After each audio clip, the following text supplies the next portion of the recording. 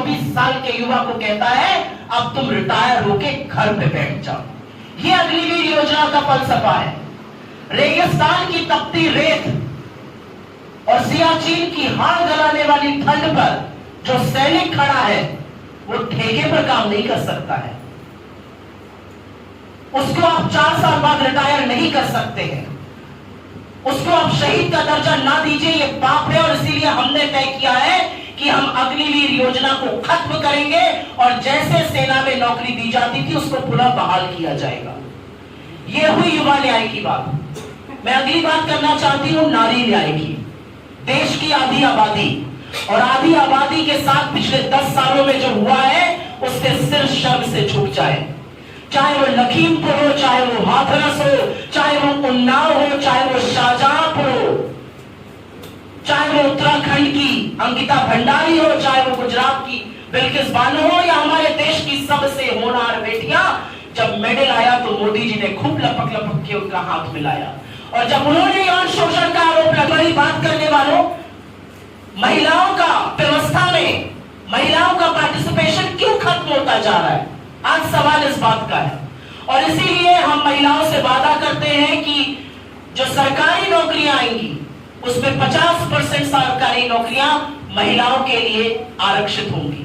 हम गरीब महिलाओं को 1 लाख रुपए सालाना, मतलब 8500 रुपए महीना उनके डायरेक्ट अकाउंट में डालने जा रहे हैं, क्योंकि महिला के हाथ में जब पैसा आता है तो परिवार समृद्ध होता है, उनकी शिक्षा, उनके स्वास्थ्य का ज्यादा बेहतर वहन होता है।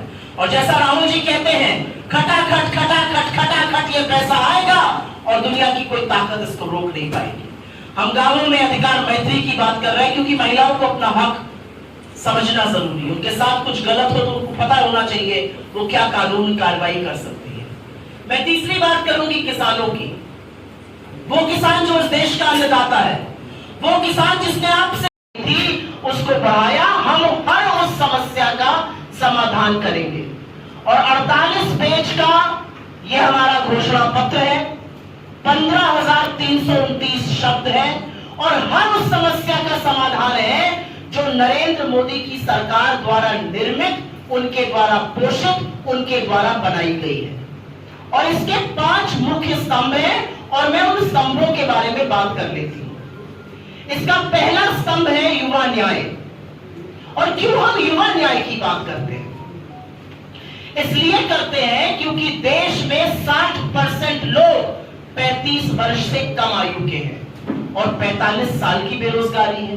बेरोजगारी की बात करो तो मोदी जी और उनकी मंत्री जी कहती है पकौड़े तल लो।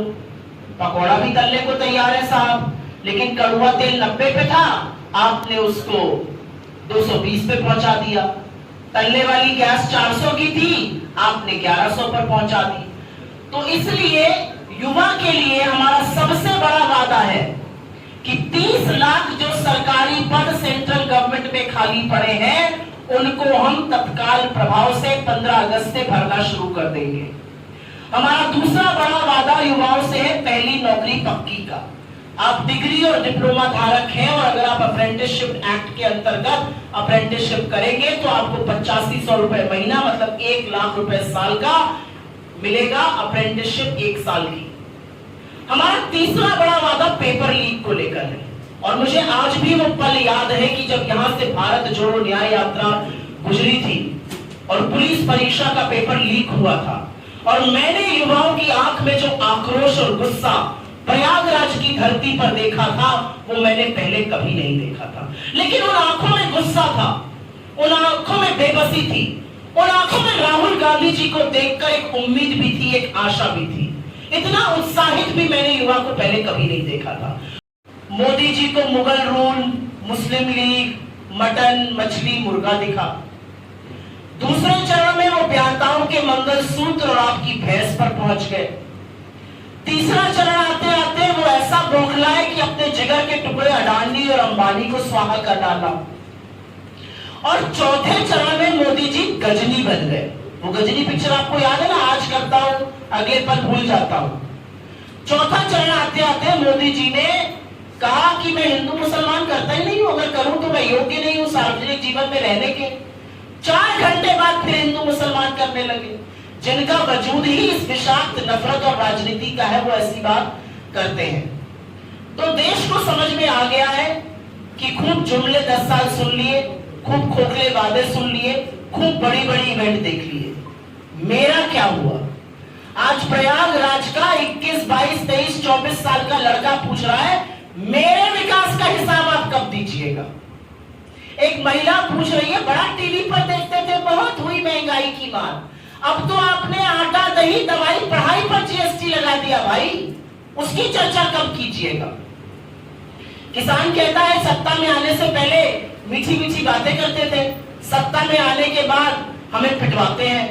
तो इन सब चीजों को देखकर ये चुनाव बहुत जरूरी है और कांग्रेस ये चुनाव अपने मुद्दों पर लड़ रही है। और मुझे कोई भी संशय नहीं है ये कहने में कि 2024 के चुनाव का नैरेटिव, 2024 के चुनाव का मुद्दा, 2024 के चुनाव के डिबेट के मुद्दे कांग्रेस ने तय किए हैं और नरेंद्र मोदी बार बार हमारे ट्रैप में फंसकर इधर उधर की बातें कर रहे हैं। जनता के सामने उनका मुखौटा और गिर रहा है। मर्जी से चलेगा, ये चुनाव तय करेगा कि क्या युवाओं की, किसानों की, श्रमिकों की, महिलाओं की, हाशिए पर रहे लोगों की आवाज को सुना जाएगा या उन आवाजों का दमन किया जाएगा।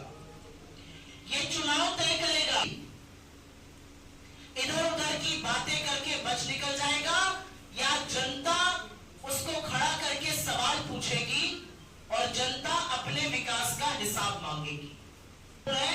क्योंकि वस्तुतः ये चुनाव संविधान बचाने वालों बनाम संविधान खत्म करने वालों के बीच में लड़ा जा रहा है।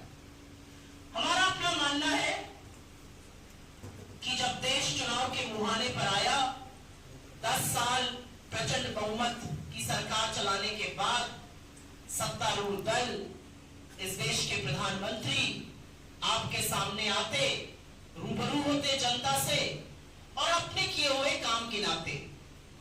लेकिन काम तो धेले का किया नहीं है, तो क्या गिनाएंगे? न भविष्य की कोई रणनीति है।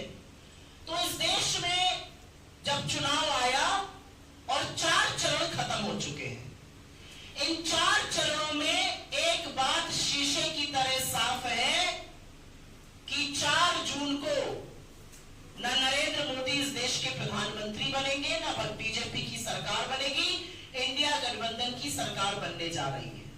लेकिन 4 चरणों में इस देश के प्रधानमंत्री ने क्या किया, उसका जरा सा उल्लेख करके मैं अपनी बात करना चाहता हूं।